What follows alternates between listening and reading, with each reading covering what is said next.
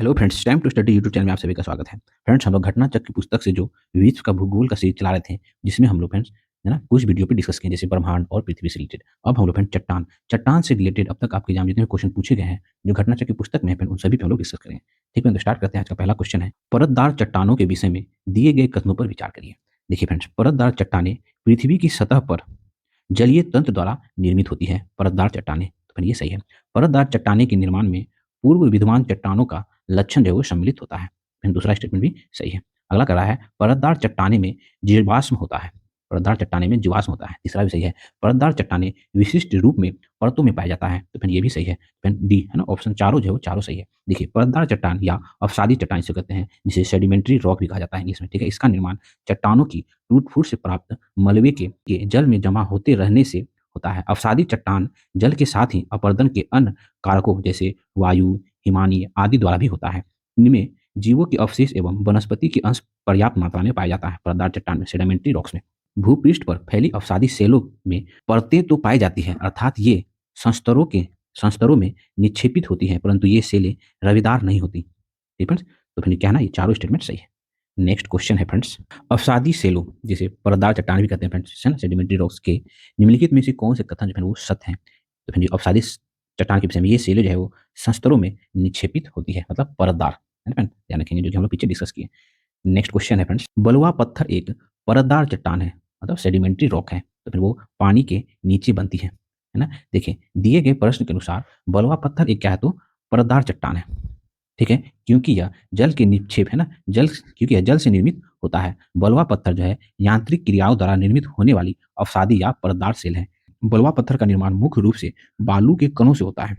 बलुआ पत्थर जो है वो मेद एवं प्रवेश से होती है, जिससे होकर पानी आसानी से प्रवेश कर जाता है। ठीक है, नेक्स्ट क्वेश्चन है फ्रेंड्स, अग्नीय चट्टानों के लिए निम्नलिखित में से कौन सा कथन सत्य है। तो फिर अग्नीय चट्टानें जो है वो क्रिस्टलीय तथा अक्रिस्टलीय दोनों ही होता है अग्नीय चट्टान। ठीक है, देखिए, अग्नीय चट्टान पृथ्वी के आंतरिक भाग में पिघले मेग्मा एवं बाह्य भाग में लावा के ठंडा एवं ठोस होने से बनता है। कौन, तो अग्नीय चट्टान। ये रवेदार होती है, कौन, तो अग्नीय चट्टान। ठीक है, इसमें परतें नहीं पाई जाती है तथा पूरा जीवाश्म भी नहीं पाया जाता है, क्योंकि वह जले हुए मेग्मा से बनता है, तो उसमें जीवाश्म कहाँ से पाया जाएगा। ठीक है, ये क्रिस्टलीय एवं अक्रिस्टलीय दोनों होता है अग्नीय चट्टान। ठीक है, नेक्स्ट क्वेश्चन है, अधोलिखित में, मतलब नीचे जो लिखा हुआ है उसमें कौन सी चट्टान में जीवाश्म नहीं पाया जाता है। तो फिर वो गिरनाइट में फिर वो जीवाश्म नहीं पाया जाता है। देखिए, प्रश्नानुसार दिए गए विकल्प में गिरनाइट में जो जीवाश्म नहीं पाए जाते हैं। ठीक है, यह एक अग्नीय सेल है। अंतिम जो है फिर वो कोलंगमेरेट सेल और बलुआ पत्थर, ये फिर वो अवसादी चट्टान है ना। ग्रेनाइट जो है वो अग्नीय चट्टान है।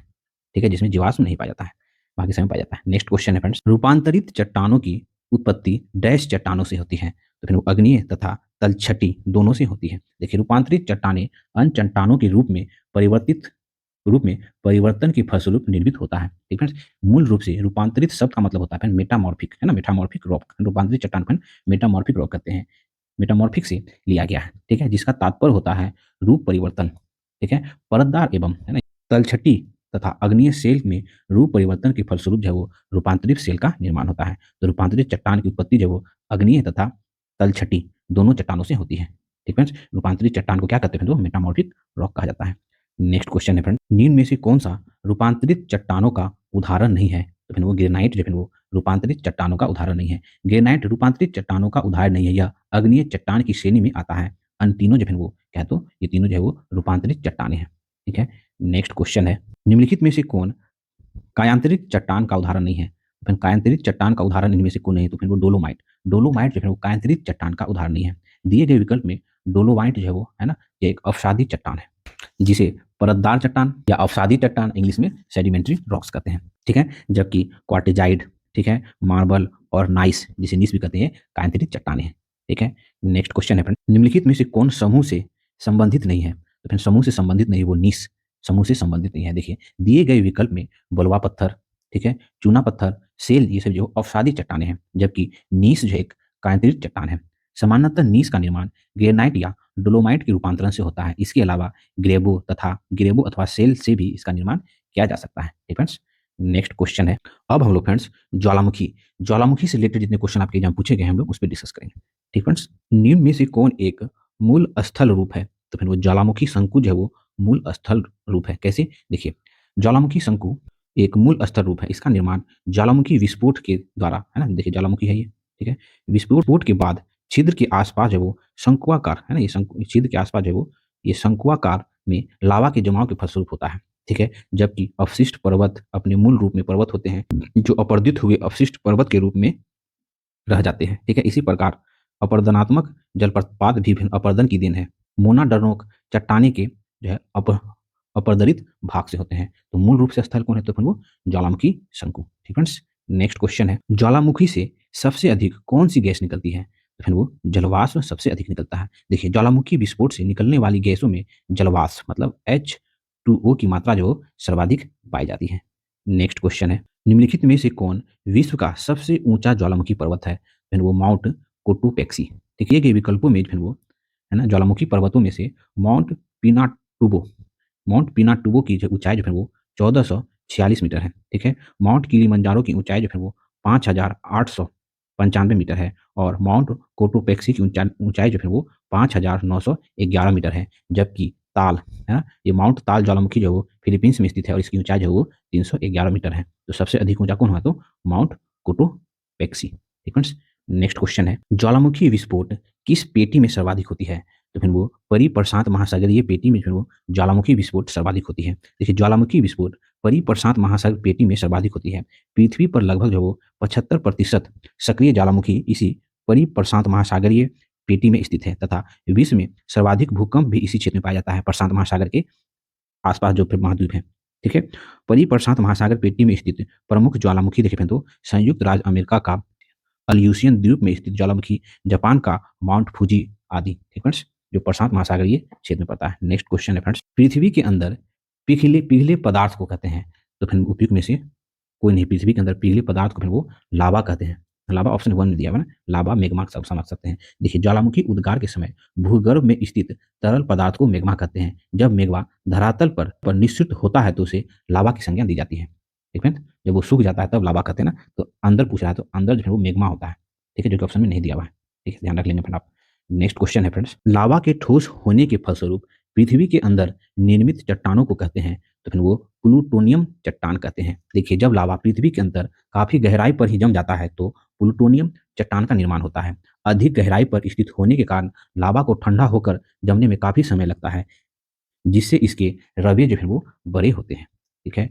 नेक्स्ट क्वेश्चन है, ज्वालामुखीय उद्गार नहीं होते हैं, फिर वो बेल्टिक सागर में फिर वो ज्वालामुखी उद्गार नहीं होते हैं। ज्वालामुखी उद्गार का संबंध अभिसरण और अपसरण क्षेत्र में प्लेट के किनारों से होता है, ठीक है। उपयुक्त विकल्प में फिर वो बेल्टिक सागर को छोड़कर सभी सागर प्लेट के किनारे से संबंधित है, सभी जो वो सागर प्लेटों के किनारे से संबंधित हैं, ठीक है। अतः स्पष्ट है कि बेल्टिक सागर में फिर वो ज्वालामुखी उद्गार नहीं होता है ना, प्लेट होता है ना।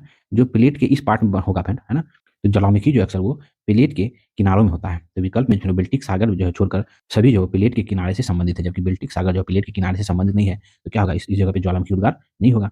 नेक्स्ट क्वेश्चन है फ्रेंड्स, माउंट एटना है, फिर माउंट एटना जो है एक ज्वालामुखी है। माउंट एटना ज्वालामुखी इटली के सिसिली द्वीप पर स्थित है। सिसिली द्वीप के पूर्वी तट पर स्थित यह एक सक्रिय ज्वालामुखी है। नेक्स्ट क्वेश्चन है, ज्वालामुखी पर्वत माउंट सेट हेलेस कहाँ स्थित है, तो फिर वो संयुक्त राज्य अमेरिका में स्थित है। माउंट सेट हेलेस संयुक्त राज्य अमेरिका के एस्केमानिया काउंटी वाशिंगटन में स्थित है, ठीक है। नेक्स्ट क्वेश्चन है, मोना ओला एक सक्रिय ज्वालामुखी है जो कि हवाई का, ठीक है। मोना लोआ हवाई द्वीप संयुक्त राज्य अमेरिका के लगभग आधे भाग पर विस्तृत है, हवाई द्वीप के आधे भाग पर स्थित है जो कि अमेरिका में।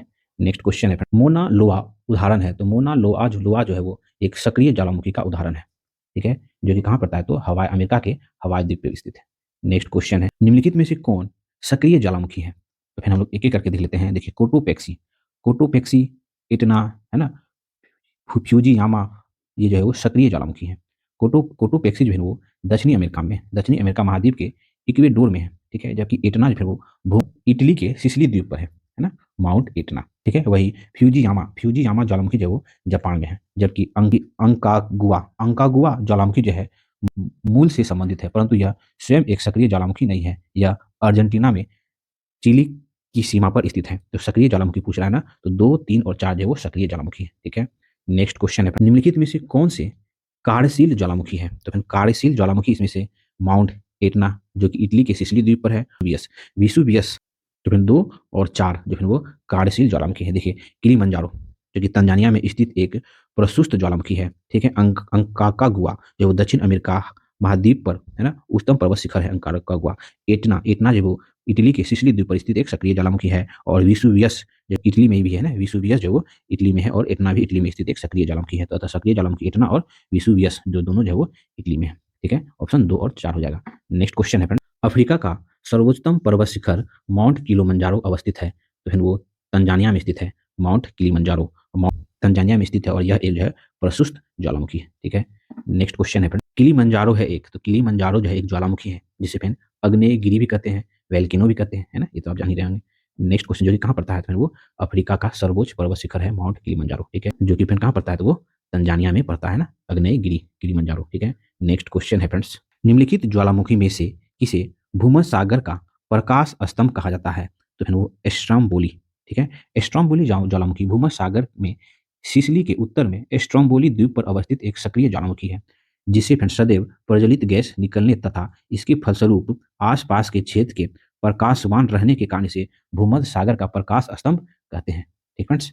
नेक्स्ट क्वेश्चन है, स्ट्रोम्बोली है एक, तो स्ट्रोम्बोली जो फिर वो क्या है, जागृत ज्वालामुखी है स्ट्रोम्बोली। इससे जो फिर क्या है ना, यह जो है भूमध्य सागर के सिसिली के उत्तर में सिसिली के उत्तर में स्थित है और इसे सदैव प्रज्वलित गैस निकलती रहती है। नेक्स्ट क्वेश्चन है, संसार का सर्वाधिक सक्रिय ज्वालामुखी है, तो संसार का सर्वाधिक सक्रिय ज्वालामुखी जो है किलायु, किलायु जो है वो संसार का सबसे सक्रिय ज्वालामुखी है। देखिए वर्तमान में संसार का सर्वाधिक सक्रिय ज्वालामुखी कियालू है जो कि संयुक्त राज्य अमेरिका के हवाई द्वीप पर स्थित है।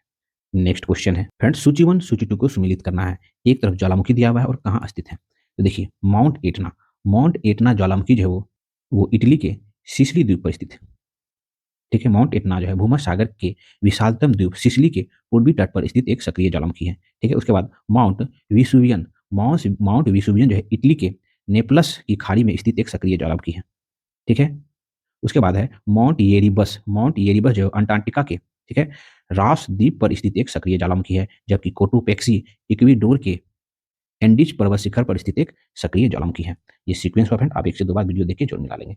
नेक्स्ट क्वेश्चन है, सूची 1 सूची 2 को सम्मिलित करना, एक तरफ ज्वालामुखी और देश, तो हम लोग एक एक करके मिला लेते हैं। देखिए फ्रेंड, माउंट रेनियर जो है वो यूएसए में स्थित एक ज्वालामुखी है, ठीक है। माउंट एटना जो है इटली में है, ठीक है। उसके बाद पेरिकुटिन जो है वो मेक्सिको में स्थित एक ज्वालामुखी है तथा माउंट ताल जो है वो फिलीपींस में स्थित एक ज्वालामुखी है, ठीक है। नेक्स्ट क्वेश्चन है फ्रेंड्स, सूची 1 सूची 2 को सम्मिलित करना है। माउंट किनाबालू जो है वो मलेशिया में स्थित एक ज्वालामुखी है, ठीक है।